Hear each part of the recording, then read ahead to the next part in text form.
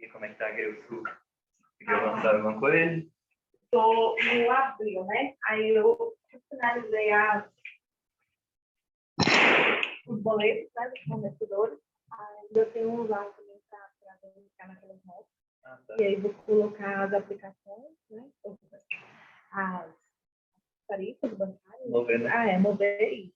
E aí vou começar para mais. Legal. Aquela que dá trabalho para achar é melhor deixar de lado e...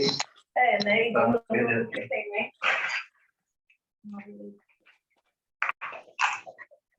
Aquele de baixo da rádio, Você me falou que no meio período só você consegue.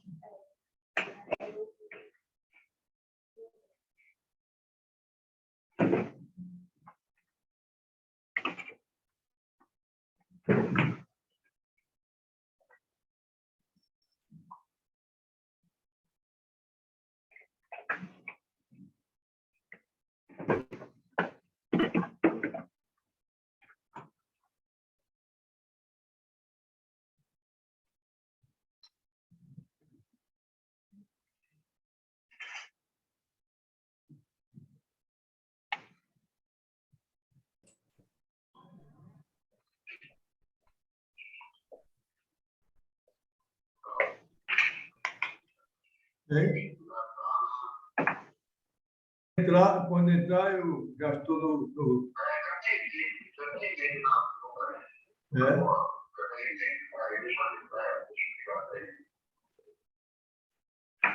Está aí. Agora.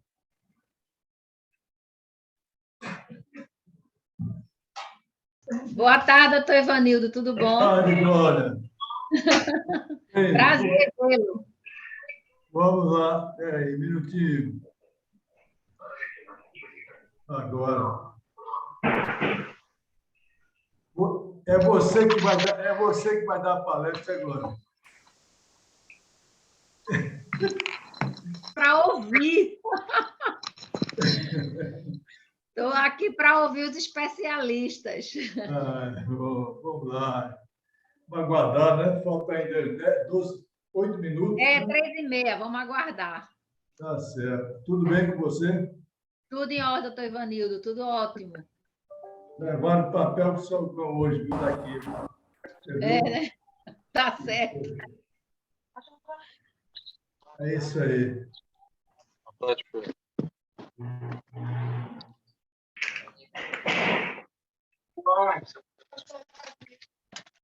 Como você vai colocar teu nome?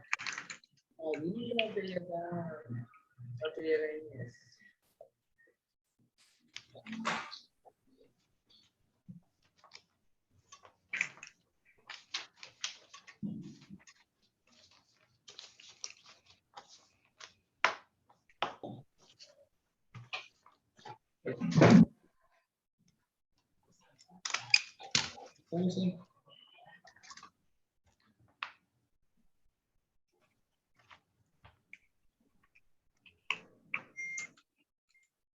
fazer outra coisa enquanto não entra esse negócio? Enquanto está aí ou não? O tempo está.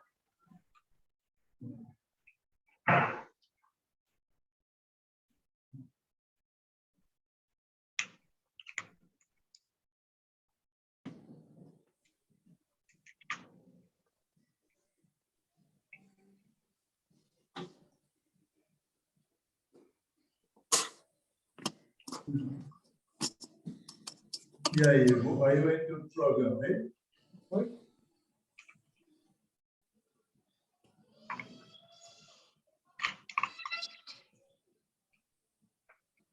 Ah, que essa é a minha vida.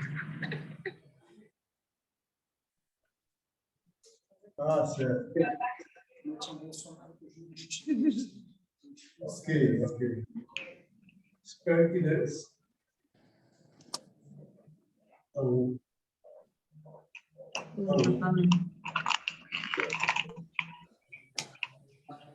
Acho que esse cara vai ser um participante.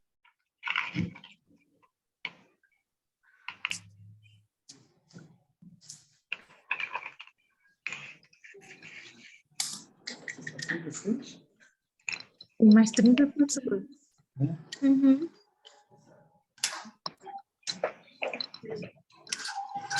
Tá aqui, ó, a BH, tá certa. É?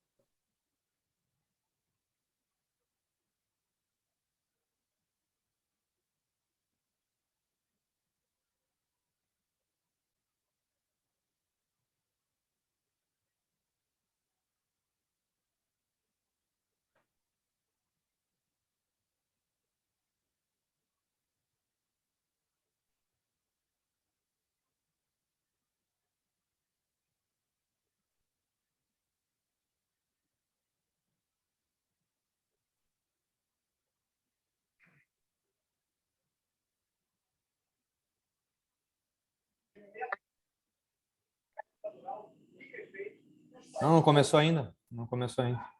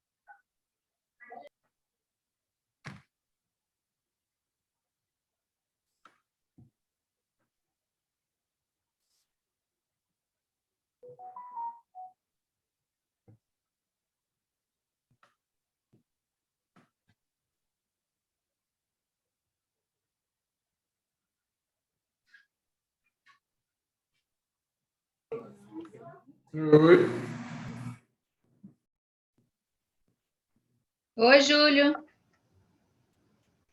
Oi, Glória. Boa tarde, pessoal.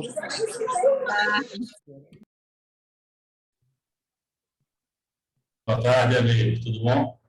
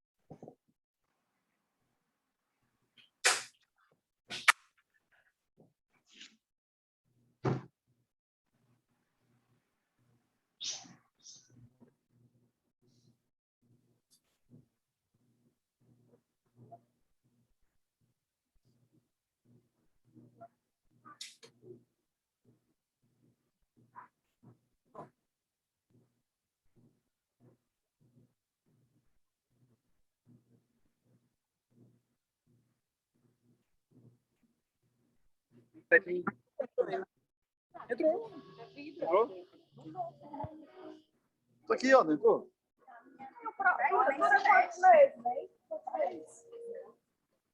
O dela dura mais.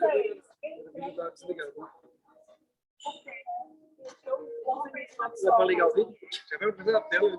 Ainda nem espera um pouquinho, né? Já vai assim. Já vai começar a reunião. Os caras não tem coisa para não. Eu compartilho dela. Agora, dessa última vez que eu fiz, a minha amiga não Tem que clicar aqui, ó. ainda ficou essa. Tem que clicar aqui nesse aqui, ó. Dá o vídeo, dá o som aí.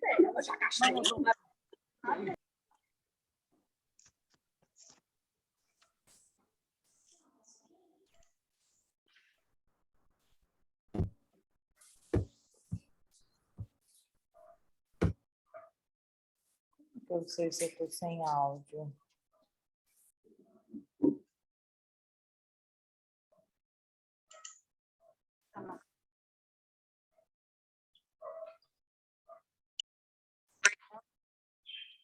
Vamos, que é isso aqui.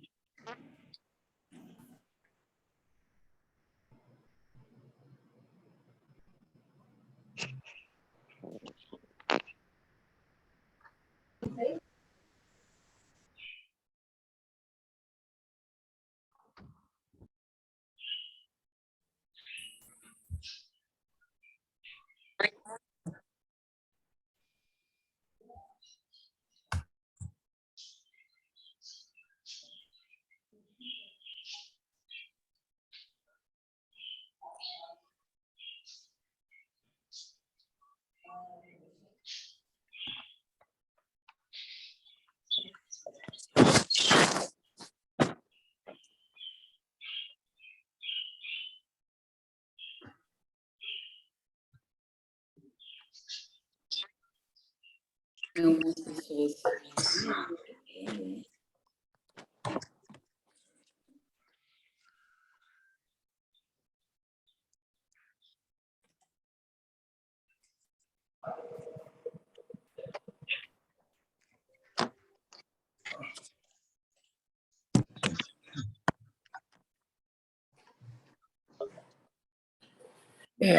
Boa tarde a todos. Eu acho é muito esperteza.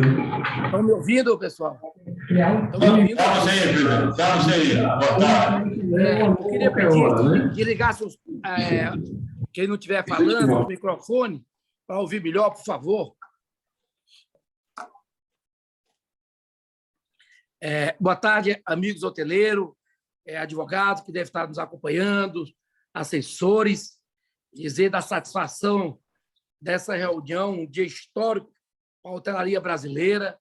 Quero agradecer aqui doutor Leonardo, doutor Fábio, doutor Tiago, essa equipe que também nos ajudou muito. E, em nome da BH Nacional, quero também cumprimentar a todos os presidentes das ABHs estaduais que estão presentes, a todos os hoteleiros, agradecer o apoio que eu tenho recebido de todos vocês e dizer que a BH Nacional está sempre à discussão de vocês. Essa vitória, tenho certeza, que vai ficar na história de todos nós. Como todos sabem, a hotelaria brasileira nunca teve um benefício tão grande, que é esse que vocês, muitos ainda pensam que é fake news, muitos pensam que não é verdadeiro, mas nós estamos com os 3 maiores advogados para mostrar para vocês como tudo isso aconteceu, como tudo isso foi trabalhado. Não foi um trabalho da noite para o dia, foi um trabalho, como todos sabem, eu passo mais tempo em Brasília do que propriamente na minha residência, com minha família. Mas faço com amor, com carinho, esse trabalho, porque amo o turismo. Tenho um sangue do turismo na minha veia. E aqui eu só tenho a agradecer primeiro a Deus. Esse Deus verdadeiro que tenho dentro da minha pessoa, que tem me dado força e coragem para enfrentar todos esses obstáculos que foi essa pandemia, e hoje mostrar um resultado desse tão grande para todos nós, hoteleiros do Brasil.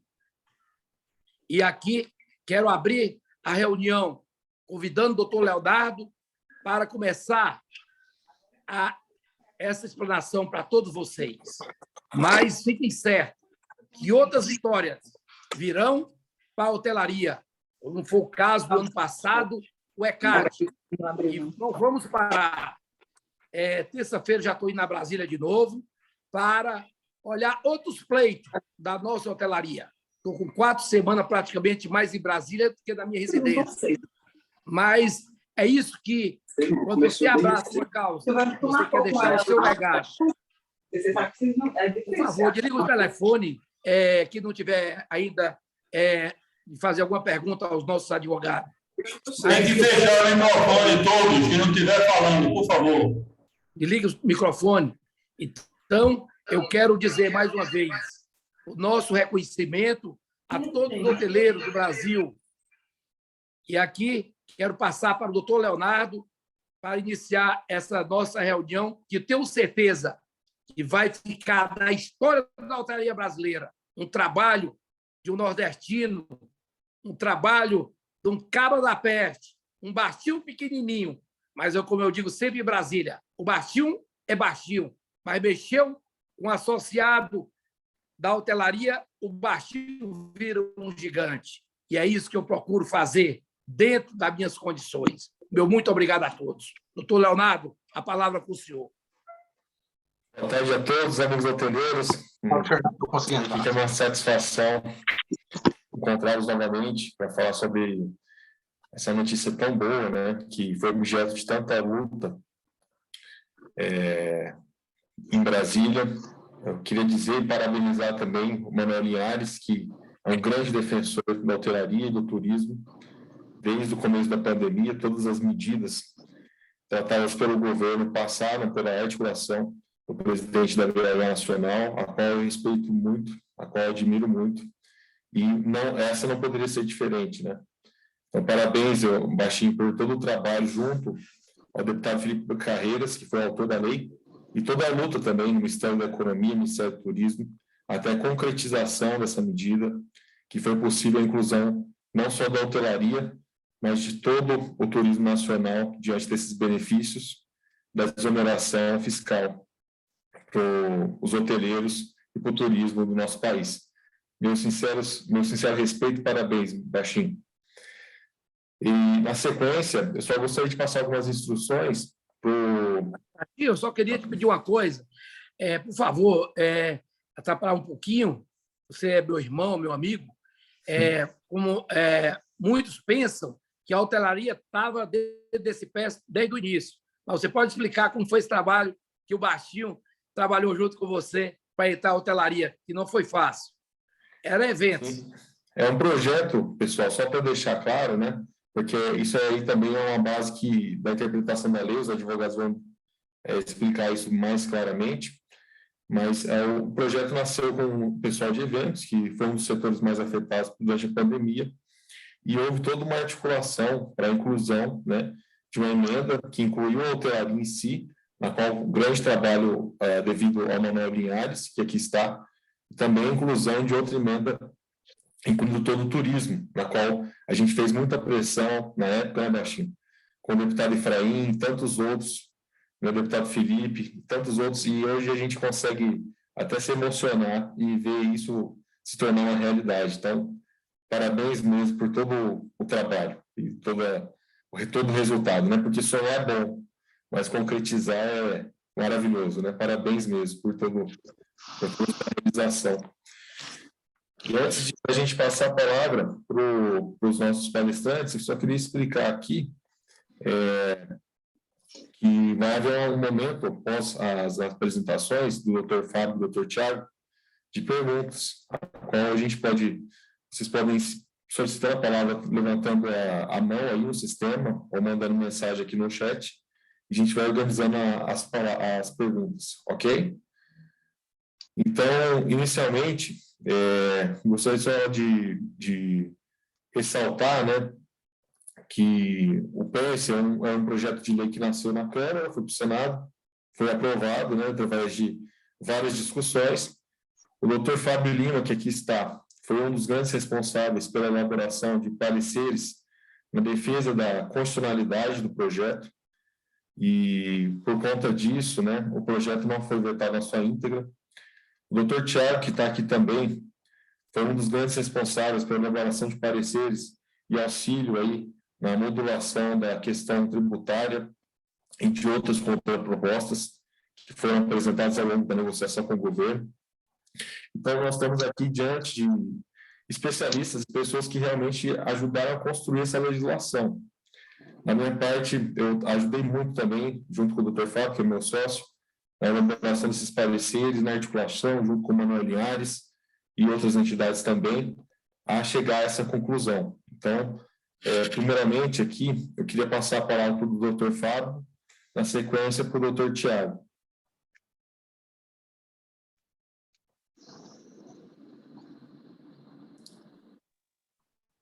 Uma boa tarde a todos, boa tarde ao presidente Manuel, boa tarde, Leonardo, meu sócio. Eu estava tentando compartilhar aqui um arquivo com vocês. Podem me confirmar se está aparecendo aqui o arquivo? 2 anos de pandemia, mas a gente ainda luta um pouco com essas... Não está aparecendo. Com esses elementos. Só um momento. Deixa eu ver se agora vai. Um momento.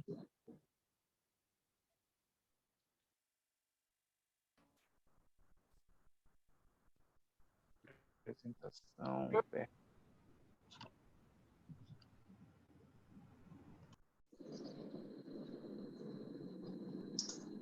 Bom, me parece que ainda não foi, mas não tem problema. A gente segue aqui. Pode ligar daqui a pouco.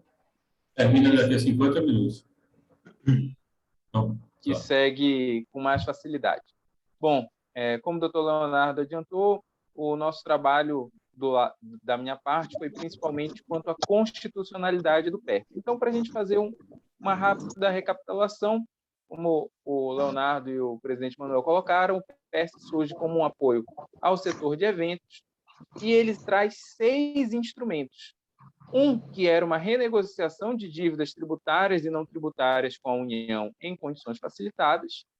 Outro, que era alíquota zero de tributos federais, especificamente imposto de renda pessoa jurídica, contribuição social sobre o lucro líquido, PIS e COFINS, PASEP e COFINS, por 60 meses para empresas e associações que têm as atividades ali elencadas naquela lei. Uma indenização para as pessoas jurídicas que tiveram redução de faturamento entre o ano de 2019 e o ano de 2020, maior que 50%. E um acesso facilitado ao Pronamp nas empresas que ali também se enquadravam, e o programa de garantias para setores críticos. Destes instrumentos foram vetados pela Presidência da República.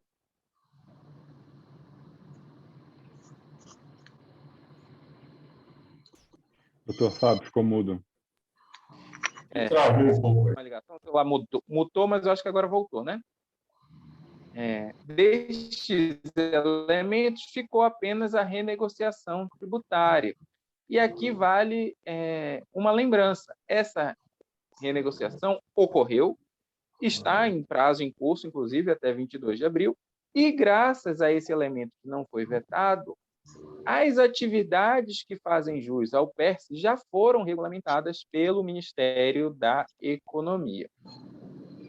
Esse veto foi objeto de grandes embates de toda a hotelaria, de todo o trade turístico, e esse veto foi derrubado no dia 7 de março, e a parte vetada foi promulgada, essa é a data importante, na data de 18 de março.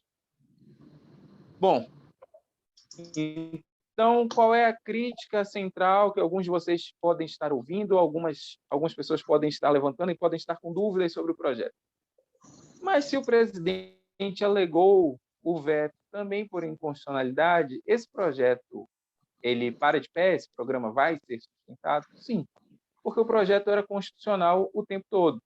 A crítica que alguns faziam era no sentido de que, como era uma proposta que veio do Poder Legislativo, ela não trazia claramente qual era o valor total do impacto orçamentário que ela traria, seja na redução da receita do governo, seja no aumento da despesa, como essa parte da indenização. Mas ela trazia já em si os elementos para afastar, para demonstrar a fonte de custeio dessa despesa. E o Supremo Tribunal Federal, em uma ação declaratória de inconstitucionalidade a pedido da Presidência da República, determinou que os parâmetros da Lei de Responsabilidade Fiscal ficavam afastados para aquelas medidas que fossem necessárias ao enfrentamento da pandemia de Covid-19, fossem as medidas sanitárias, fossem as medidas econômicas. Então, esse programa ele estava também albergado nesse precedente do Supremo. Outro fator importante é as disposições da legislação de responsabilidade fiscal, como o próprio nome diz, estão previstas em lei, não estão previstas no âmbito constitucional. Por isso, um pontual que fosse descumprimento da LRF, ele não torna o projeto inconstitucional. Tudo isso para dizer o quê? Não há vício de inconstitucionalidade neste programa que está instituído, nestes dispositivos que foram vetados. Disse isso no Senado Federal ainda em abril de 2021 e repito aqui para os senhores. Trata-se de uma opção política, que foi feita pelo Congresso Nacional com uma maioria absurda e absoluta. Então, é uma lei válida com seus efeitos já vigentes. Vigentes desde quando? Desde a data da promulgação, 18 de março. O doutor Tiago vai explicar com maior riqueza de detalhes como isso vai implicar na efetiva economia de recursos pelos hotéis. Mas o ponto central é o fato gerador, a receita que tenha ocorrido após 18 de março, ela está sujeita à alíquota zero. A receita anterior a 18 de março, ela está sujeita à alíquota que era, então, vigente. Então, esse é o primeiro panorama sobre a lei. A lei é válida e é constitucional. Onde vai ficar o verdadeiro debate? Vai ficar nos limites sobre quem vai fazer jus ao PERS. Por que isso? O programa ele traz algumas atividades, incluída a hotelaria, que fazem jus ao PERS diretamente.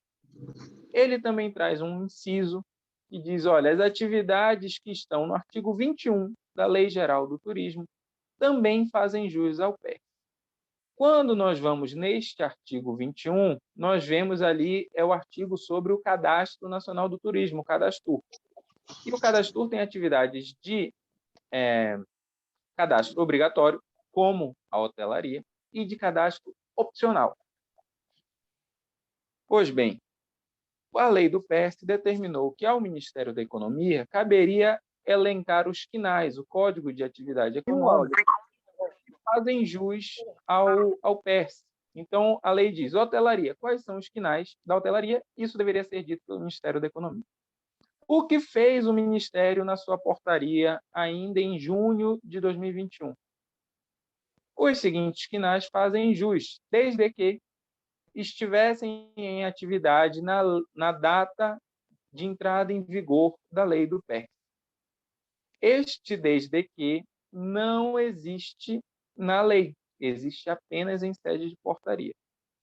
Então, isso gera um primeiro debate político, um debate jurídico. Empresas que entraram em atividade após a edição da lei do PEC em abril de 2021 e empresas que se cadastraram no cadastro após esta data, farão ou não jus a esse benefício, a essa alíquota zero? Esse é um primeiro debate. Eu perfilo com aqueles que dizem que fazem jus, porque a lei não cria essa distinção e não pode o administrador distinguir onde a lei não distinguiu. Isso fere o princípio da isonomia. Também porque nós podemos pensar que o interesse máximo da lei é aumentar o investimento em turismo. Isso pode ter feito também atraindo novos atores. De outro lado, vão haver aqueles que dizem, olha, a lei do PES tem um caráter geral indenizatório de apoio àqueles que sofreram com a perda de receita. Então, também essa alíquota zero é uma forma de compensação, portanto, só faria sentido para aqueles que atravessaram esse maremoto que tem sido a pandemia de Covid-19 para o setor de turismo e eventos. Este é um debate que está posto. Outro debate muito profundo que será colocado é em relação às empresas que são optantes do Simples Nacional. A lei do Simples, Lei Complementar 123, de 2006, ela refere que o Simples não pode ser utilizado, artigo 24, salvo engano, não pode ser utilizado junto com outros benefícios econômicos. E há todo um debate no setor tributário sobre o conceito de benefício, que eu deixo também para o doutor Tiago. Mas ali ela fala também de reduções de alíquota, e aqui a alíquota zero talvez se enquadraria. No passado, na lei do PIS/COFINS, havia ali uma previsão de alíquota zero no PIS/COFINS monofásico. E essa previsão dizia explicitamente que não se aplicava ao Simples. Naquela lei dizia que não se aplicava ao Simples. O Supremo Tribunal Federal entendeu, se a lei veda a aplicação ao Simples, então, de fato, não se aplica e isso é constitucional. No caso, a lei do PERS não veda, mas uma primeira interpretação que vários colegas juristas estão adotando é de que o PERS, com a redação atual, salvo se tivesse expressamente ali disposto, não se aplica às empresas optantes do Simples. Mas isso certamente será objeto de judicialização, porque não há um precedente perfeito sobre a questão. Dito tudo isso, eu tenho uma mania, às vezes, de falar um pouco rápido, mas a gente fica aqui também para as perguntas. Qual a mensagem que eu deixo aqui para os senhores? O PERS é lei, é uma lei que é constitucional, que só será reputada inconstitucional se assim os tribunais a declararem, e hoje nós não vemos qualquer motivo para uma declaração de inconstitucionalidade dessa lei. Ela está vigente e as empresas que fazem jus, que estão enquadradas nas atividades arroladas em lei, devem buscar aplicá-la. Há uma discussão sobre as empresas posteriores a abril de 2021, pois hoje o regulamento do Ministério da Economia cria esse requisito de apenas quem estava em atividade em abril de 2021 poder fazer jus a essa matéria. O que é uma restrição que nós julgamos, eu particularmente entendo, não julgo, porque eu não sou juiz, entendo inconstitucional por ferir a isonomia e ferir o princípio da legalidade, e existe também o debate posto em relação ao Simples sobre essa acumulação, digamos, de benefícios tributários, que, novamente, coloco aqui para o nosso amigo doutor Tiago tratar a respeito. Ficamos aqui também para as demais perguntas dos senhores e das senhoras. Muito obrigado e, novamente, o meu parabéns a toda a hotelaria brasileira por mais essa conquista. Um abraço a todos. Obrigado, meu amigo. Obrigado, doutor Fábio, pela brilhante explicação. Pessoal, a explicação do doutor Fábio é para eliminar qualquer dúvida, né, que no Brasil a gente tem uma mania de perguntar se essa lei vai pegar, né? Então, assim, para eliminar qualquer dúvida da constitucionalidade da legislação, ele explicou aqui alguns pontos que são questionamentos, por exemplo, a Advocacia Geral da União pode entrar com uma ação para tentar suspender os efeitos dessa isenção, essa desoneração de 4 impostos federais por 5 anos. A Advocacia Geral da União pode, mas vai ser difícil você ter um argumento jurídico em relação à constitucionalidade dessa lei, porque é uma lei constitucional. Então, nós acreditamos, né, e há um acordo político em relação a isso, que essa lei vai permanecer eficaz e vigente, o que dá certa segurança jurídica para vocês, né, para as empresas tomarem a decisão, junto aos seus escritórios de contabilidade, de promover as medidas para gozar do benefício dessa isenção, dessa exoneração. O único cuidado, né, que o doutor ressaltando também, que o doutor Fábio disse bem, é a questão do regime tributário simples, né? E repito, quem está dentro do regime tributário simples não tem benefício dessa legislação, apenas quem está no lucro presumido e lucro real, ok? Então, agora eu passo a palavra para o doutor Tiago, nosso especialista em direito tributário, que elaborou diversos pareceres para fundamentar a legislação do PERSE. Doutor Tiago. Obrigado, Léo. Muito obrigado à associação pelo convite. Aí eu agradeço na pessoa do presidente Manuel Linhares. É realmente uma honra estar aqui e uma felicidade estar aqui, de alguma forma também comemorando com o setor essa vitória. E cá entre nós, a gente fala muito de benefício fiscal, mas aqui é uma medida de auxílio para um setor que foi dos mais afetados, se não o mais afetado pela crise gerada pela pandemia do Covid-19. Então, a gente tem que contextualizar isso um pouco também, porque fica parecendo que é um incentivo, um benefício infundado, mas não, tem um lastro no que o setor sofreu, no que o setor passou. Acho que todos aqui conhecem e, enfim, acompanharam de perto a infelicidade de colegas que tiveram que fechar as portas, enfim.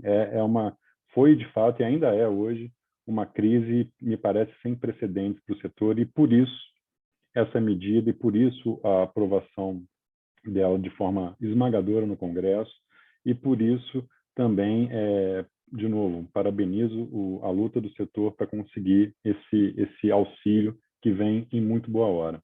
Eu vou tentar compartilhar aqui com vocês uma apresentação, mas enfim, juro que é super rápida, só para a gente ter aí uma visão do que acontece, do que a gente pode considerar aí em relação ao PERSE e as primeiras impressões sobre os impactos. Vou ser muito franco, a gente provavelmente não tem todas as respostas, mas a gente já pode passar aqui algumas impressões. Léo, você já está vendo meu primeiro slide aí na transição? Beleza, obrigado. Como o doutor Fábio muito bem resumiu, o principal benefício do PERSE é a redução a zero da alíquota do IR, CS e PIS/COFINS.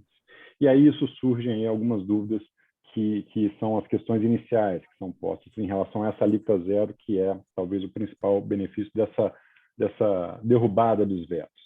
Primeiro, quando começa a valer. Segundo, se tem exigência de atividade na data da publicação da lei e de cadastro prévio junto ao Ministério do Turismo, e também a questão do alcance, SCP, Empresas no Simples Nacional. O primeiro ponto, quando começa a valer, como o doutor Fábio colocou, nós temos aqui uma previsão lá na lei que foi publicada em maio de 21, que ela entra em vigor na data de sua publicação. Obviamente, lá em maio de 21, foram vetados os benefícios fiscais, mas há um precedente do STF que diz que quando você tem a derrubada de veto e, obviamente, a publicação dessa parte que foi vetada, você vai olhar para a data de publicação dessa parte vetada e aplicar a mesma regra que valia na lei original. Então, a lei original diz que é na data de publicação e a publicação da parte vetada ocorreu agora em 18 de março. Então, qual que é a data relevante para fins de aplicação desses benefícios fiscais? 18 de março, que é a data da publicação no Diário Oficial dos vetos que foram, da promulgação dos vetos derrubados pelo Congresso Nacional. Então, é esse o corte temporal que a gente tem que ter em mente. 18 de março de 2022 é quando começa a valer a alíquota zero do IRPJ, CSL e PIS/COFINS para o setor hoteleiro e demais setores beneficiados. Bom, e aí a gente entra aqui no segundo ponto, que é essa questão de quem é que se beneficia. Tinha que estar em atividade, precisa ter o cadastro junto ao Cadastro. Primeiro, a gente tem que ver que a lei em si, como de novo colocou muito bem o Dr. Fábio, ela traz já a alíquota zero e traz para que setores se aplica. Ela fala, ali, a gente vê aqui no inciso 1, basicamente, o setor de eventos, no inciso 2, hotelaria em geral, no inciso 3, as salas de cinema, e inciso 4 são os serviços turísticos, né, que aí é mais abrangente, contempla inclusive restaurantes e bares. Mas aí vem o parágrafo 2º e diz que o Ministério da Economia poderá publicar os códigos de CNAE que se enquadram na definição dos setores abrangidos. Ou seja, essa é, vamos dizer assim, a competência que a lei delegou ao Ministério da Economia, publicar os CNAEs que se enquadram nos setores abrangidos. O problema é que quando o Ministério da Economia fez isso, ele falou, olha, em relação às empresas do anexo 1 da portaria que ele editou, que basicamente são as empresas do setor de eventos, as empresas de hotelaria em geral e as empresas de cinema, de exibição de cinema, são as pessoas que estão ali nos CNAEs, os CNAEs são abrangentes, pode ter ficado alguma coisa de fora, mas enfim, são aqueles CNAEs que estão ali publicados, que já exerciam na data da publicação da Lei 14.148 a atividade econômica em questão. Então, esse é o primeiro ponto aqui. A lei não fala isso e a portaria vai lá e exige que a empresa já estivesse desenvolvendo a atividade lá em maio de 21. Aqui tem um primeiro ponto que ele traz aqui algumas questões que são preocupantes. Por um lado, a gente pode pensar, tá, mas a empresa nova não passou por nenhum problema, então não seria, entre aspas, justo que a empresa nova agora tenha esse benefício quando as outras empresas que já estavam aqui sofreram durante a pandemia. Essa é uma forma de ver, só que a gente tem que olhar também que essa é uma medida voltada para o setor, para a recuperação do setor. E esse é o foco. E a gente pode pensar também que tem muita gente que teve que, infelizmente, fechar a porta, baixar a CNPJ, etc. e tal, e que agora está retomando as suas atividades, agora está voltando a exercer as suas atividades. Essas pessoas, essas empresas, me parece que elas foram tão ou até mais afetadas do que as que conseguiram, bem ou mal, ficar em atividade desde então. Então, acho que a questão não é tão simples assim, não é pensar em quem amargou lá atrás, a gente não vai ver. Tem outra coisa também, a gente pensa numa empresa que fechou, ao fechar, aquela empresa invariavelmente demitiu vários funcionários. É interessante que outra empresa venha e abra ali, às vezes até no mesmo local, no mesmo prédio, e contrate aquele time de volta. E acho que isso é o objetivo aqui da medida e do incentivo fiscal do benefício da redução a zero das alíquotas. Enfim, esse é o primeiro ponto. O segundo é olhando para as atividades dos serviços turísticos mais abrangentes, como eu falei, contempla aqui também... Aí à noite, porque à noite já está tranquilo, né? Ô, Gustavo, eu vou lhe pedir isso, por favor. Contempla também os serviços setores como, por exemplo, restaurantes, bares, etc. Esses, além da questão da atividade, ele exige que essa empresa fosse cadastrada junto ao Cadastro lá na época da publicação da Lei 14.148. Então, assim, também é uma exigência que não está em lei e, como muito bem, mais uma vez, colocou o Dr. Fábio, nós acreditamos que esses aqui serão os principais pontos de conflito. A portaria poderia fazer essas limitações? E aí, só para dar um cheiro do que a gente pode encontrar no judiciário, caso isso venha a ser discutido, há alguns precedentes, eu trouxe aqui só um do STJ, que fala que quando você tem um benefício previsto em lei, que é exatamente o caso do benefício do PS aqui, você não pode ter um ato normativo secundário, no nosso caso aqui, no nosso exemplo, a portaria do Ministério da Economia, que restrinja a aplicação desse benefício, que traga ali uma restrição àquele benefício. Então, esse é um precedente que eu trouxe, que é só para, enfim, para fim de baliza, mas já há casos discutidos no judiciário em que você teve algum ato normativo que não era lei e que restringiu o benefício concedido pela lei e foi afastado. Seguindo adiante, uma questão que tem sido muito perguntada também é a questão do KNAI, porque como a portaria do Ministério da Economia traz diversos KNAIs, ficou a dúvida para alguns se o KNAI secundário ele estaria abrangido também, ou seja, se o KNAI principal eventualmente não está ali na portaria, mas o KNAI secundário está.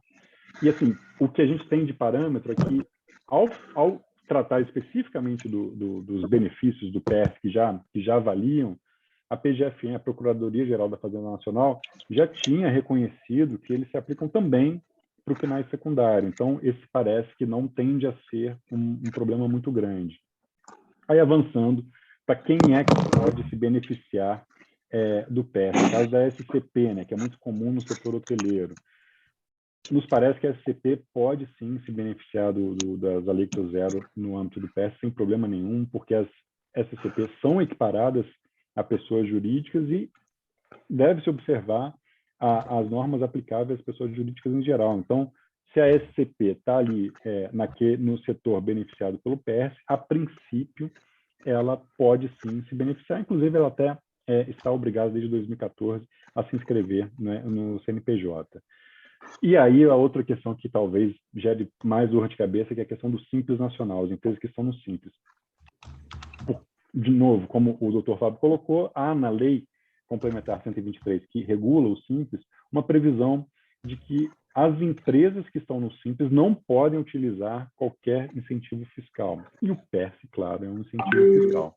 E aqui ainda há um precedente ruim nesse caso, do STF, um precedente relativamente recente, de 2020, em que foi considerada constitucional a restrição de fruição de uma determinada alíquota zero que foi vista como benefício fiscal pela decisão, por empresas do Simples Nacional. A lógica da decisão é que a empresa deveria escolher qual benefício ela queria usufruir, se o Simples Nacional ou outro benefício. Aqui tem uma distinção que a gente precisa fazer, novamente o doutor Fábio comentou isso, é que, nesse caso julgado pelo STF, a lei trazia uma previsão falando que Simples não pode adotar essa alíquota zero. Aqui na lei do PERS não tem nada nesse sentido. O que há é a previsão genérica da Lei Complementar 123. Então, aqui o problema que a gente pode enfrentar, ele está baseado essencialmente na Lei Complementar 123. Por fim, só para não deixar de comentar, há também um benefício no PS, que é a indenização pela manutenção de empregos. Só que essa indenização, ela vincula a uma queda de faturamento, e só para, acho que eu até esqueci de comentar isso, peço desculpas, a alíquota zero do IRPJ, CSL e PIS/COFINS não vincula qualquer queda de faturamento, não está vinculada a uma queda de faturamento. Já essa indenização pela manutenção de empregos, ela está vinculada a uma queda de faturamento superior a 50% entre 2019 e 2020, e o problema é que ela depende de regulamentação. Então, o que a lei fez foi só estabelecer que precisa tirar e que o teto dessa indenização, teto global, né, para todas as empresas, é de 2 bilhões e 500 milhões, e que o Poder Executivo poderá fazer esse pagamento até o ano seguinte da publicação, no caso, até o exercício fiscal de 2023. Então, é isso que existe até hoje, até aqui, mas isso ainda depende de regulamentação, então esse ponto não está ainda claro. Enfim, como eu falei, era uma apresentação simples só para tentar responder as principais questões. E é isso, eu devolvo a palavra a vocês e estou aqui à disposição para quaisquer dúvidas. Doutor Tiago, pela belíssima explanação, novamente. Doutor Tiago, pessoal, como vocês bem viram aí, vou explicar basicamente a aplicação da legislação, quem tem direito, né, ao PES, a desoneração de 5 anos dos 4 impostos federais. E eu ressalto do que foi dito, que é importante verificar na empresa de vocês se o KNAI, que é o número, né, da sua atividade, está inscrita dentro da portaria do Ministério da Economia, que lista quais KNAIs estão aptos para gozar do benefício. Isso é muito importante, né? Existem hotéis, motéis, pousadas que possuem vários KNAIs, né? Porque pratica atividade de hotelaria acumulada com serviço de restaurante, cafeteria, enfim. No caso de cafeteria, restaurante e bares, enfim, existe uma peculiaridade, né? A portaria especificamente diz que nessas atividades, na época que foi sancionada a lei, que foi em abril de 2021, bares e restaurantes tinham que ter o cadastro. Caso não tivesse, não fará jus ao benefício. O questionamento que os advogados trazem aqui é uma lei ela é superior a uma portaria, que é um ato infralegal. Logo, isso pode também ser judicializado, questionado. Né? Porque a legislação, ela já diz, né, do artigo 21 lá da lei geral do turismo, que bares, restaurantes, cafeterias teriam direito. Então, só explicar essas questões para você. E, na sequência, eu já vi que tem algumas perguntas aqui no chat. Se tiverem mais perguntas, podem ir escrevendo aqui. Eu vou facultar a palavra a nossos advogados para explicando os principais pontos de dúvida. Só pede, por favor, para o pessoal fechar o microfone, porque tem alguns microfones abertos e aí está dando alguma interferência. Tá? Meu amigo Carlos Periquito, tudo bem? Todos aí para a gente facilitar a nossa reunião. Microfone, a gente vai fazer eu vou fazer a leitura das perguntas e vou passar ao Dr. Fábio e ao Dr. Tiago, ok?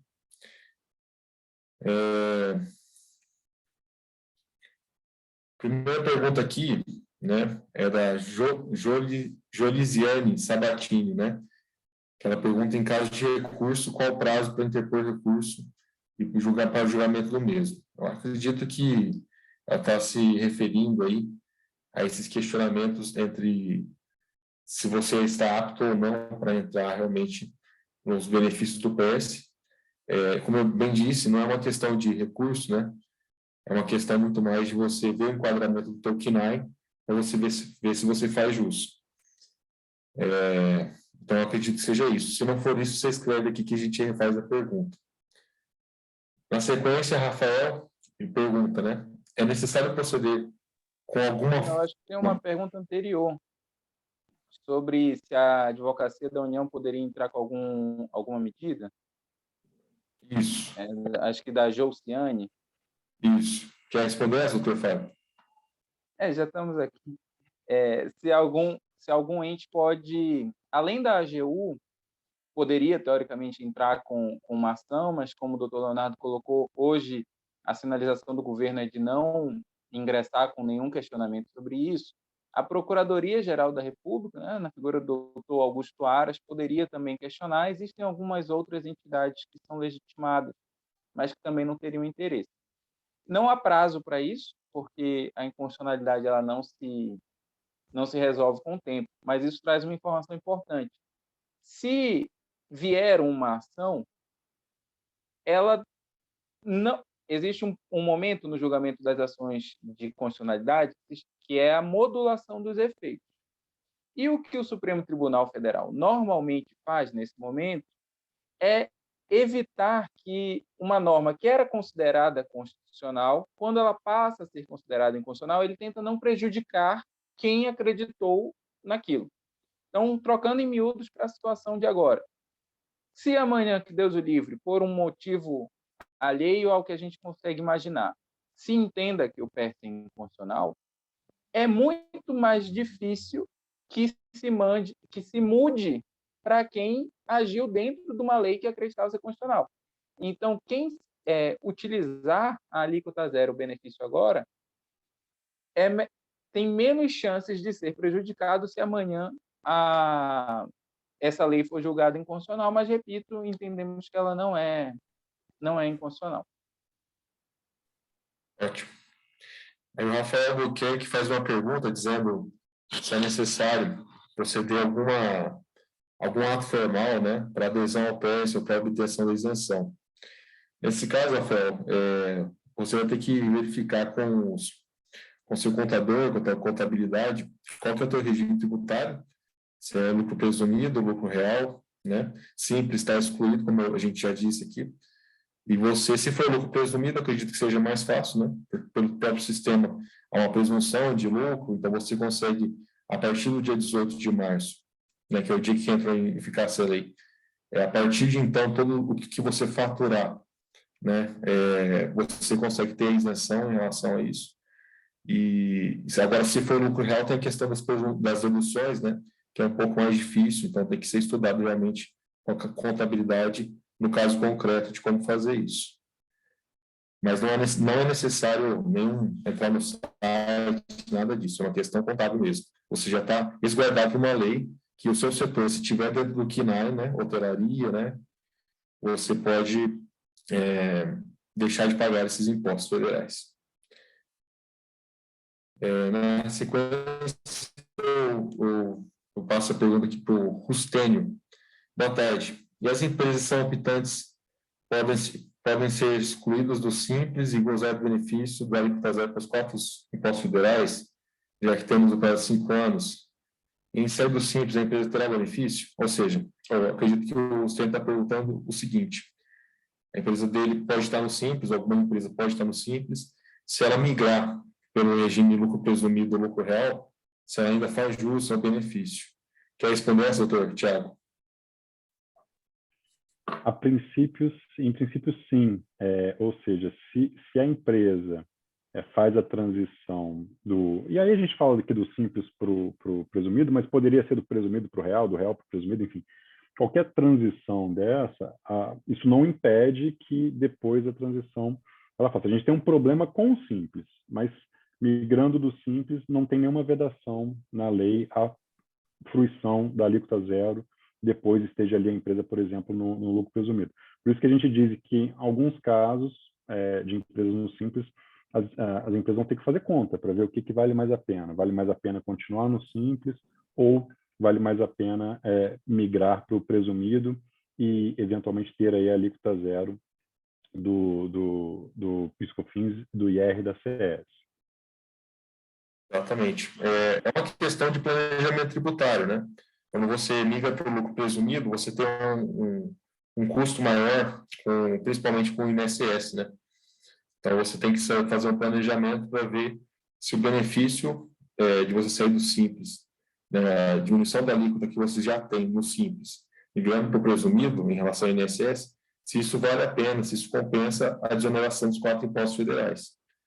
Então, realmente sentar e planilhar, né, junto com o contador, ou também o doutor Bichar aqui, nós estamos à disposição para, às vezes, trabalhar num projeto de planejamento tributário.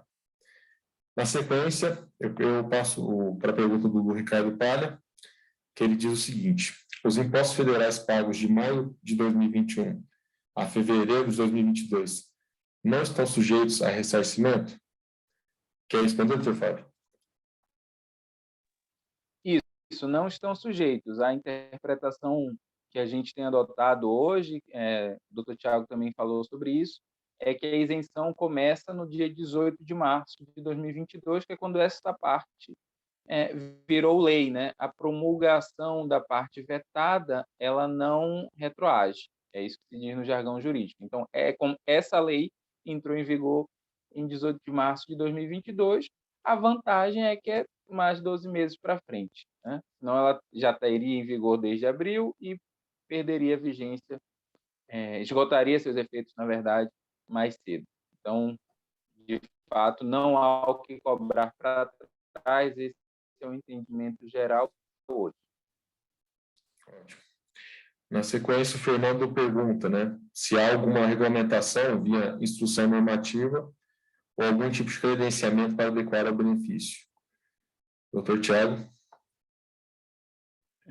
Fernando, haverá, como de fato, provavelmente haverá, acredito que por instrução normativa, mas ainda não foi publicada, a Receita deve estar trabalhando nisso por agora, e é possível que tenha ali algum tipo de credenciamento, mas é importante que a gente entenda que a lei ela não vincula a alíquota zero. Tá? A lei ela reduz a zero a alíquota dos 4 tributos para aquelas atividades. Então, não depende propriamente de um credenciamento, alguma coisa assim. Mas é muito provável que a Receita Federal edite algum ato para regulamentar e esclarecer alguns pontos que geram dúvida em relação à aplicação do benefício. Ótimo. Em relação à pergunta do Paulo Iglesias, acho que a gente já respondeu, né? A mesma questão de sair do regime tributário simples para o lucro presumido. Tem que fazer o cálculo, né, realmente.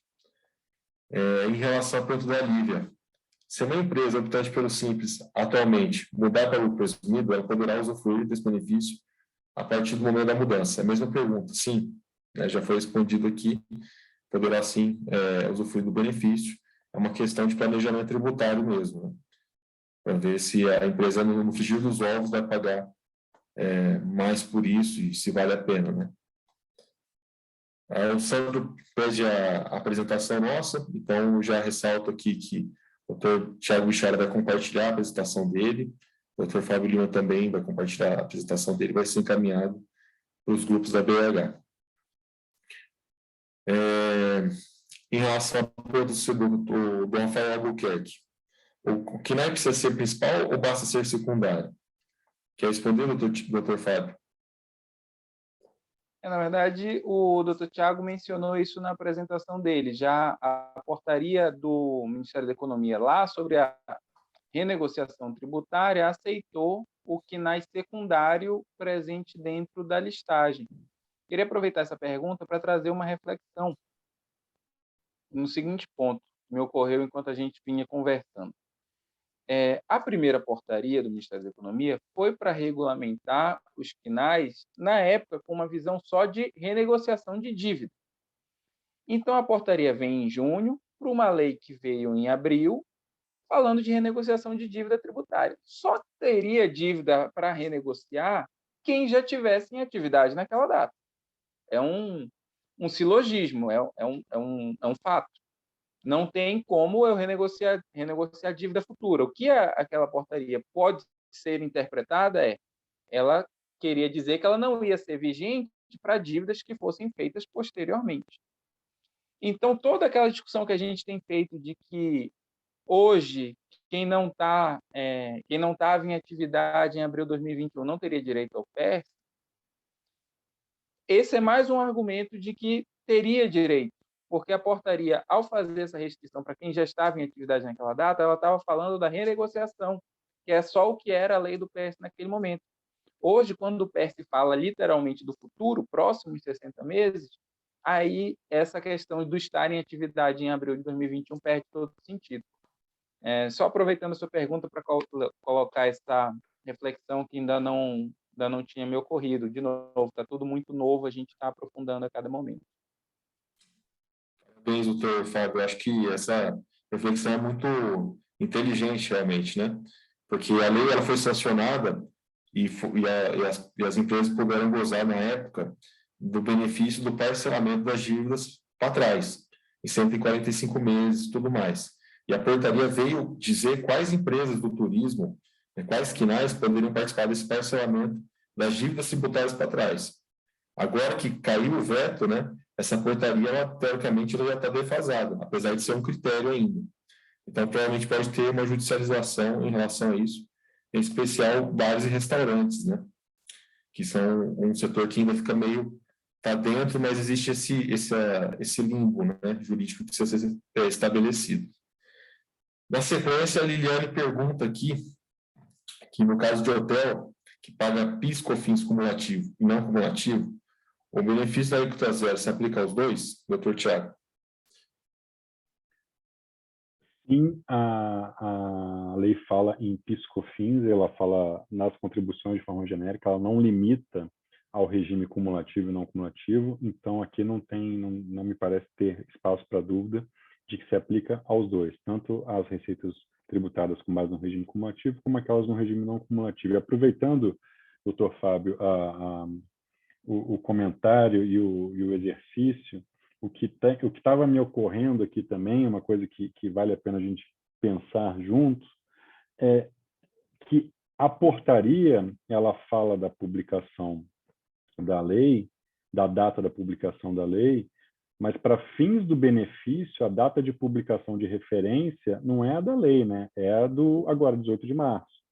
Então tem isso também que a gente precisa avaliar e ver o que será que quando o trecho que passou a valer a partir da publicação dos vetos em 18 de março, a gente tem que olhar para ele pensando na publicação lá atrás de maio, ou tem que pensar na publicação agora de março de 22? É um outro ponto também que a gente pode pensar, porque, eventualmente, quem se cadastrou, por exemplo, no cadastro de lá para cá, pode, eventualmente, estar ali abrangido pela exigência da portaria, né? Mas, enfim, só mais um ponto para a gente ter aqui na cabeça e pensar se para de pé. E aproveitando, Léo, é uma outra questão aqui que eu estou vendo do Vinícius sobre PIS/COFINS, só para não colocar o doutor Fábio na fogueira, deixa eu já aproveitar. O Vinícius pergunta sobre a questão de a lei fala em resultado auferido, e enquanto o PIS/COFINS ele é sobre a receita e não o resultado, ou seja, o PIS/COFINS não faz ali ele não olha para o líquido, né? Ele olha para o bruto, em resumo é isso. O Vinícius, aqui parece que o intuito aqui foi só mesmo, como ele estava falando, no mesmo benefício, tanto de IR, PJ e CSL, que são sobre o resultado, como que é o resultado percebido, e PIS/COFINS, que é sobre a receita auferida, ele acabou adotando o resultado auferido meio que para fazer uma redação única que contemplasse. Aqui a gente nós não estamos muito preocupados com isso, não. Parece que é bem tranquilo, que aqui o que interessa é que a alíquota é zero. Então, seja sobre receita, sobre resultado, sobre o lucro presumido, o lucro real, a alíquota vai ser zero, então o resultado de tributação vai ser zero também. Então, isso aqui não é um ponto que tem preocupado a gente, tá? Legal. O Diogo faz a seguinte pergunta, né? Se tem um tributo vencendo no final desse mês, a redução da alíquota contemplará o mês todo ou apenas parcialmente em relação à data da vigência? Se me permite, Thiago, a partir do dia 18 de março, o veto passou a valer, foi publicado. Então, teoricamente, a partir dessa data, entrou no ordenamento jurídico brasileiro a desoneração, né, a alíquota zero desses 4 impostos federais durante 5 anos. A questão depende do seu regime jurídico, do seu regime tributário, como você vai fazer isso. No lucro presumido é um pouco mais simples, no lucro real é um pouco mais difícil, por causa das deduções, a questão da depreciação, enfim, de alguns ativos. Então, tem que realmente estudar com o seu contador, no caso concreto, como fazer isso. Mas, teoricamente, faz jus sim, ok? Como fica os hotéis que possuem incentivos fiscais da SUDENE em relação à apuração do lucro da exploração, visto que o imposto de renda a alíquota passou a zero? Então, peraí. Como fica hotéis que possuem incentivos fiscais da SUDENE em relação à apuração do lucro da exploração? Léo, posso socorrer aqui? Claro, não é. Essa é uma questão também bastante específica. O lucro da exploração, Valtério, ele você reduz a base, você reduz 75% da base, você não reduz a alíquota. Então, o lucro da exploração, me parece que ele não é afetado, você continua ali, até porque vai que a empresa tem outras atividades que não estão contempladas pelo PERS, então, assim, o lucro da exploração, ele, a rigor, não me parece ter sido afetado, mas você está numa situação ainda melhor, porque agora você vai aplicar a alíquota zero. Então, aquela sua base, que era de 25%, ela continua, né? A base considerada para fins de tributação, 25%, ela continua, mas como vai vir uma alíquota zero, o seu recolhimento ele vai ser zero. Tá? Então, a alíquota ela é isso mesmo, a alíquota é zero, ainda que sobre o lucro da exploração. Agora, claro, tá, o Walter, a gente tá aqui, Walter, falando das nossas impressões, né? A gente não pode garantir que a Receita Federal eventualmente não vai falar, por exemplo, que não pode cumular o benefício do PERSE com outros benefícios. A gente vai ter que esperar. Mas é aquilo, né? A gente tem aí o benefício do PERSE que zera, então mesmo que você tenha que fazer uma transição temporária, você tem um benefício muito bom aí ao longo desses próximos 5 anos. Ótimo. A Érica Albuquerque, ela faz uma pergunta, né? Se o hotel foi inaugurado em dezembro de 2019, ele não tem um histórico para comparar o que realmente teve uma redução na sua arrecadação em 2020, devido ao Covid.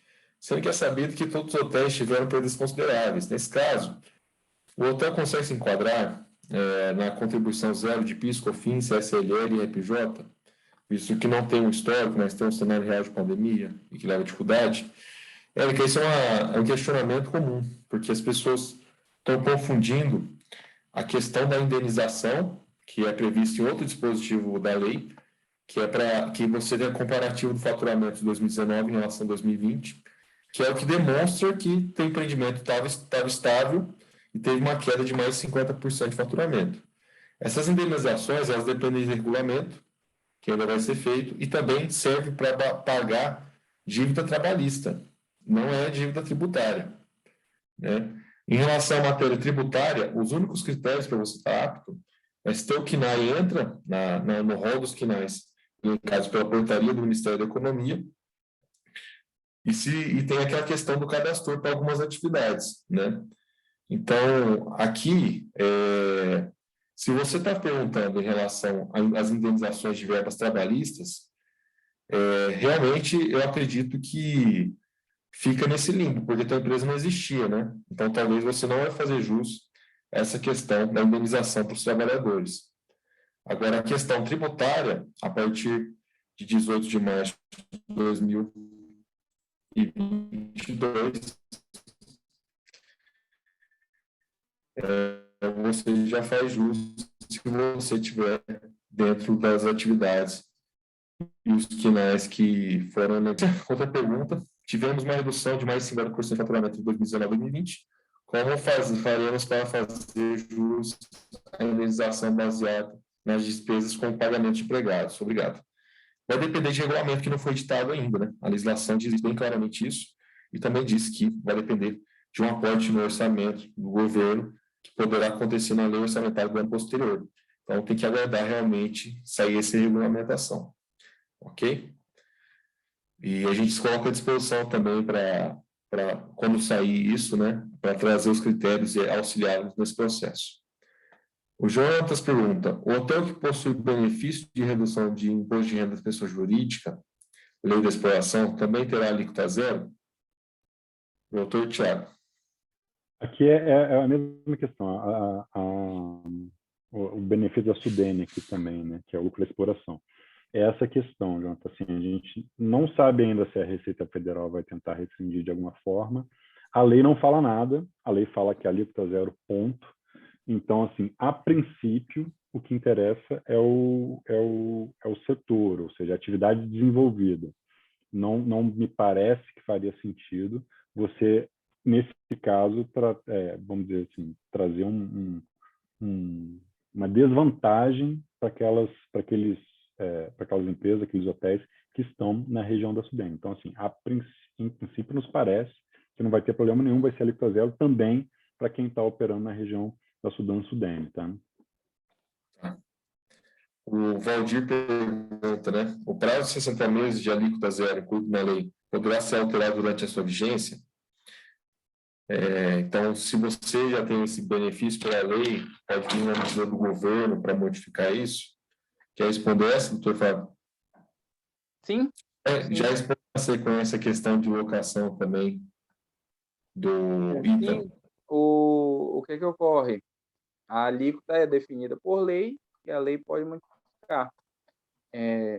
Então, você tem algumas questões, como o princípio da anualidade, o princípio da anterioridade nonagesimal, que variam de tributo para tributo. O doutor Tiago pode ser mais específico sobre isso, mas, a priori, um novo projeto de lei ou mesmo uma medida provisória podem modificar isso. Por isso, também a gente reforça, em linha com o que eu coloquei mais cedo na resposta sobre uma eventual ação de inconstitucionalidade, que é importante utilizar o quanto antes, porque a lei define o tributo, ela pode definir a alíquota zero, pode mudar a alíquota amanhã da mesma forma. Tá?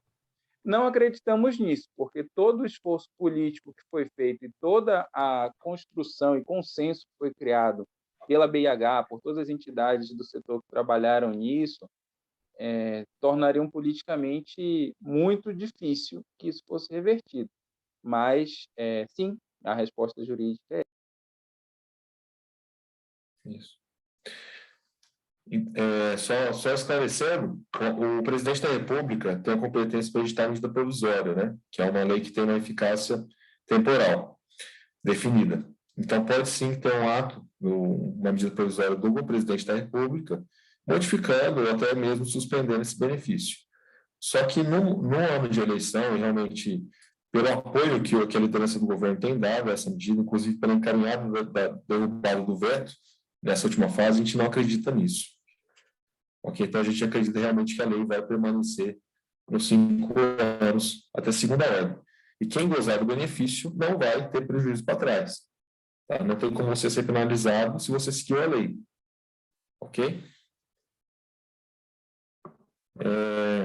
Aí a pergunta do Ítalo: todas as receitas de hotel terão alíquota zero? As receitas de restaurante, de hotel, de locação, terão essa redução ou só de hospedagem? Novamente, Ítalo, a gente tem que dar uma olhada nos quinais, né? Porque o teu hotel pode ter vários quinais que estão abrangidos na portaria, outros não. As atividades e quinais que não estão abrangidos na portaria não estão dentro do rol das desonerações. Então, realmente, tem que analisar o caso concreto e a gente pode fazer isso para você, depois a gente pode deixar o contato aqui, ok? O Henrique pergunta: precisamos esperar a instrução normativa da Receita Federal para gozar benefício. Hoje é podendo utilizar benefício a partir de 18 de março. Sim, já pode gozar do benefício a partir de 18 de março, do 3, né? É uma questão realmente de verificar teu enquadramento tributário e como fazer isso no caso concreto. O Sandro, ele também faz a mesma pergunta que o Ítalo, que ele fala, né? Se o hotel tem receita de aluguel, investimentos, receitas, aplicações, nessas receitas não será enquadrada a alíquota zero? Novamente, a gente tem que dar uma verificada nos quinais, ok?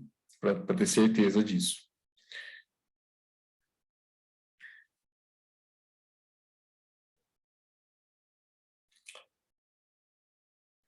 A Elisângela pergunta, né? Boa tarde. Administradoras com quinais de hotéis também terá alíquota zero? A atividade hoteleira, no quinais geral, ele já diz que está abrangido, né? Atividade hoteleira e similares. Mas é importante a gente verificar também a portaria, novamente. Ricardo Paia. Tem mais uma dúvida. A medida geraria renúncia de receita, sem estipular cancelamento de alguma despesa obrigatória do governo para compensar essa perda. Foi previsto sem estar acompanhado de estimativa de impacto orçamentário e financeiro. Instituiria tratamentos iguais aos contribuintes, confrontando assim a isonomia tributária e conflaria a norma constitucional? Doutor Fábio. Vamos lá. Primeiro, a redução de receita e a compensação, ela não tem abrigo constitucional, ela tem abrigo hoje na Lei de Responsabilidade Fiscal. Como eu disse, isso já foi objeto várias vezes no Supremo Tribunal Federal, e o que o Supremo tem dito é, desde que você depois faça o PLN ou na lei orçamentária seguinte faça a compensação, e esse eventual vício de responsabilidade fiscal está superado. E não é verdade que a lei não traz medidas de compensação, tá? A gente normalmente não entra tanto nesse detalhe aqui, mas a lei traz. Ela indica fontes de receita, ela indica uma modificação na distribuição das receitas da loteria, ela indica diversas outras fontes de receita e diz que pode ser complementada pelo Tesouro Nacional. Nesse sentido, inclusive, dentro dessa preocupação, é que a questão da indenização, como é uma criação de despesa pública, foi colocada para ser paga no ano seguinte do exercício de entrada em vigor da lei, justamente para que seja feita essa adequação com a lei orçamentária anual. Quanto à questão tributária, a questão de redução de receita, bom, primeiro quanto à isonomia tributária. A isonomia tributária no Brasil ela é um mito, infelizmente, mas aqui ela é extremamente justificada. E isonomia, o Supremo Tribunal Federal também já decidiu, é tratar igualmente os iguais e desigualmente os desiguais. Por isso, por exemplo, as medidas afirmativas, sem querer entrar num tema polêmico, como cotas, etc., foram reputadas pelo Supremo como constitucionais. Isso poderia ser, de modo transverso, uma medida afirmativa econômica, porque se você tem setores que foram desigualmente afetados pelo quadro de pandemia, com fechamentos mais bruscos, etc., você pode ter medidas desiguais de suporte a esses setores. E nós sempre tivemos medidas de benefícios fiscais com justificativas mais ou menos plausíveis, né? Aqui mesmo já foi falado de alguns benefícios fiscais que já são gozados pelo setor da hotelaria, nesse mesmo exemplo. Eu penso que é isso. Essa matéria foi objeto de longos estudos nossos no passado. Qualquer coisa, se você tiver também uma dúvida específica, a gente pode aprofundar o debate. Posso te mandar também os pareceres que a gente enviou para o Congresso sobre essa matéria. Importante, na época, a própria consultoria do Senado Federal fez um parecer pela constitucionalidade da matéria também.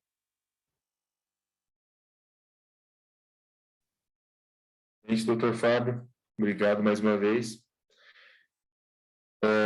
O Diogo pergunta, Diogo Araújo, ainda estou com dúvidas sobre a questão do KNAI. Quanto aos KNAI secundários de um hotel, não inserido no rol da lei. Receitas geradas a partir desses KNAIs não serão favorecidos a alíquota zero? Diogo, na hotelaria em si, que eu me lembro porque foi objeto de vários questionamentos, a portaria tem lá, hotelaria e tem outras atividades condizentes com a hotelaria. Tem que verificar isso. Está lá, beleza, morreu. Pode fazer a venda, imprimir nota, declarar sem o pagamento e recolhimento desses impostos. A preocupação em relação aos KNAIs secundários, tem que ver quais são esses KNAIs e se está no rol da portaria. Se não tiver no rol da portaria, você vai ter que pagar, porque você está praticando uma outra atividade que não está no rol dos benefícios que a lei garante. Então, só esse cuidado tem que ser feito, né? Não é porque você tem um hotel, que você tem um KNAI principal da hotelaria, tem KNAI secundários, que o teu hotel está totalmente imune, desonerado sobre todas as atividades dele. Não, tem que ver quais atividades, quais KNAIs que são do seu hotel para a gente conseguir fazer uma orientação mais adequada, ok? No mais, pessoal, a gente está sem perguntas agora, a gente está se aproximando aí da 15 para 5. Eu peço que vocês que tenham mais alguma dúvida, passe aqui rapidamente, porque o Dr. Fábio, o Dr. Tiago e eu temos um compromisso agora de outra slide às 17 horas. E se tiverem mais questionamentos além desses, né, vou deixar aqui o meu contato, o contato do doutor também, Dr. Fábio, pode colocar no chat para eventuais dúvidas remanescentes. Que mais? Tem mais uma pergunta aqui. Para um restaurante que não está em zona turística, o fato de ter KNAI na portaria secundária permite a isenção do PES? Essa é uma questão controversa, né? Que eu acredito que o doutor Tiago pode explicar, o doutor Fábio, da maneira que você achar melhor. Diogo, o que diz a portaria do Ministério da Economia? Ela traz 2 anexos. O primeiro anexo é o que seria o mais óbvio, o benefício, por assim dizer, E aí está ali a hotelaria em geral, está ali o setor de eventos, etc. O anexo 2 é o que traz os restaurantes, especificamente. Só que no parágrafo 2º do artigo 1º da portaria, o Ministério da Economia ele exige que ele não exige só a atividade, ele exige que o restaurante, no caso aqui estamos falando de restaurante, ele estivesse cadastrado no Cadastur na data da publicação da lei. Então, o que é o cadastro no Cadastur? É basicamente o restaurante falar que tem ali alguma finalidade turística, tanto é assim que ele se cadastra junto ao Ministério do Turismo.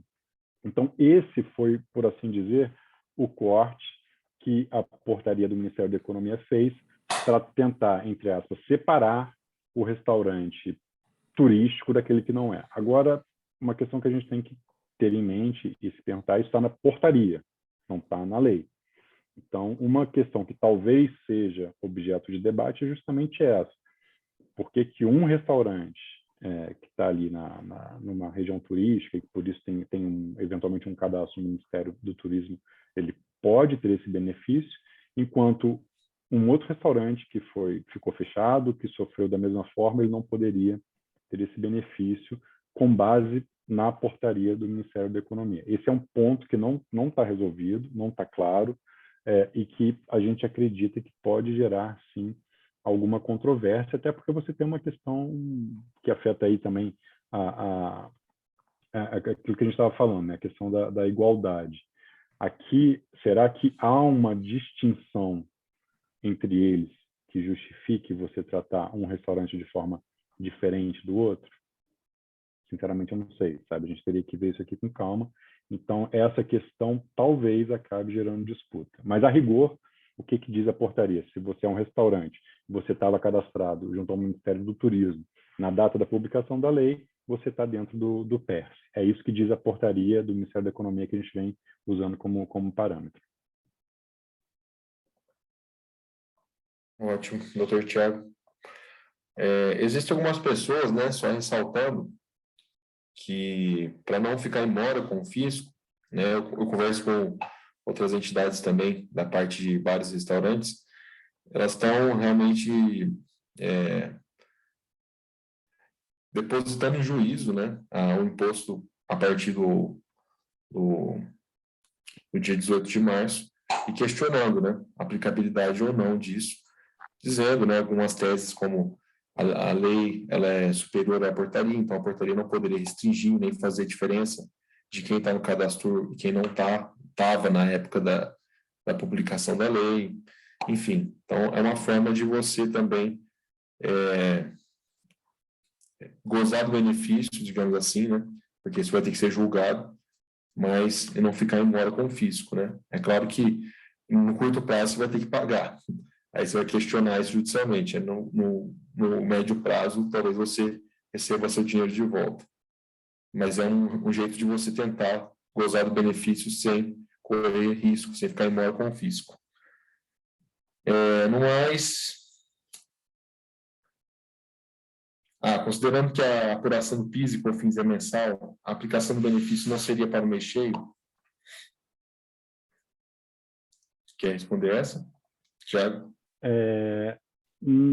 O fato da apuração ser mensal, no caso especificamente do PIS e COFINS, não impede que você separe os fatos geradores dia a dia. Como você tem um corte ali muito claro, até o dia 17 tinha um PIS e COFINS, a partir do dia 18 a alíquota é zero, você consegue segregar, e você consegue aplicar a alíquota zero para aquelas receitas que ou foram faturadas ou aqueles ingressos a partir do dia 18, porque aí você pode ter uma diferença também entre caixa e competência, né? A opção, por exemplo, das empresas que estão no presumido. Então, a rigor, o fato de ser mensal não compromete a fruição na parte do mês a partir do dia 18 de março, mas esse é um ponto que certamente vai ser objeto de regulamentação pela Receita Federal, justamente para esclarecer como que é feito isso. Eu acho que o PIS/COFINS nem é o mais complicado, pelo contrário, acho que o PIS/COFINS é fácil. Acho que o problema vai ser o IRPJ e a CSL no lucro real. Como é que você vai fazer essa distinção aí a partir do meio do mês. Então, nesse ponto, é interessante aguardar o que a Receita Federal vai dizer em termos de como fazer a operacionalização desse benefício. Bem, doutor Tiago. Pessoal, infelizmente tem algumas perguntas ainda, mas a gente vai ter que sair da live mas a gente vai deixar nosso contato aqui. Eu peço para o doutor Fábio e para o doutor Tiago colocarem os contatos de e-mail para a gente esclarecer eventuais dúvidas remanescentes. A gente tem realmente uma outra live agora que precisa que a gente entre às 17 horas. Mas qualquer dúvida, estou à disposição. Gostaria de agradecer novamente ao presidente Manuel Linhares. Passo a palavra para o encerramento. Eu quero agradecer ao doutor Leonardo, esse grande amigo, doutor Fábio, outro grande amigo, doutor Tiago, outro grande amigo, que tem nos acompanhado durante toda essa pandemia. A nossa eterna gratidão a vocês, esses 3 guerreiros que têm nos ajudado muito, toda a hotelaria e também, em especial, a BH Nacional. Quero agradecer a todos os presidentes das ABHs aqui presentes, em nome da BH São Paulo, que nos ajudou muito para esse evento, no nome do presidente Ricardo Roman. Agradecer a todas as executivas que divulgaram, das ABHs estaduais, que divulgaram esse nosso encontro, e dizer que o nosso trabalho não para. Nosso trabalho é direto, junto com vocês, tanto no âmbito municipal, estadual e federal. E a BH, em nome dessa pessoa do Baixinho, só tenho que agradecer a todas as entidades, no caso, Resort, FOB, Sindepat, todo o G20, que também nos ajudaram muito. A nossa eterna gratidão. Obrigado a todos. Obrigado, Baixinho. Obrigado mais uma vez, pessoal. Agradeço aí. Acho que é um dia de comemoração, um benefício muito bom, talvez um benefício histórico para a hotelaria e para o turismo nacional. É uma exoneração de 4 impostos federais durante 5 anos. É objeto de muita luta de todos nós, inclusive o presidente da BH Nacional. Agradeço a todos. Eu acho que é um bom motivo para a gente comemorar. Eventuais dúvidas, nós estamos à disposição. Muito obrigado mais uma vez. Obrigado a todos, foi uma honra. Estamos às ordens. Obrigado. Só queria dizer uma coisa, antes de terminar. Doutor Leonardo, amigos que estão nos assistindo, doutor Leonardo e o escritório dele, para aqueles que não leram o livro ainda, dos 85 anos da BH, foi o responsável, foi o escritor do nosso livro. Temos uma grande gratidão também ao senhor, doutor Leonardo, e toda a sua equipe, o livro de 85 anos, que foi o autor do nosso livro. Nossa eterna gratidão. Obrigado. Obrigado, Baixinho. Foi uma honra narrar a história de vocês aí ao longo desses 85 anos. Conte comigo. Obrigadão. Obrigado, Baixinho. Um abraço, gente. Boa tarde.